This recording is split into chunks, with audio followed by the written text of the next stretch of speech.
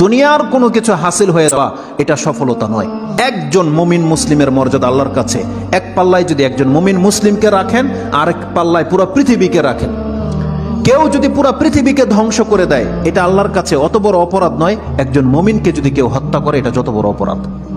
তাহলে একটা মানুষ তাওহীদের উপরে যারা আছে তাদের মান মর্যাদা এত, আল্লাহ বলছেন অতএব তারা যেন দুনিয়ার জন্য নয়, বরং তারা ওই পরকালে জাহান্নাম থেকে মুক্ত হয়ে যাওয়ার সেই রাস্তা যেন তারা অবলম্বন করে। কারণ সেই দিন যাকে জাহান্নাম থেকে শুধু বাঁচানো নয়, দূরে রাখা হবে।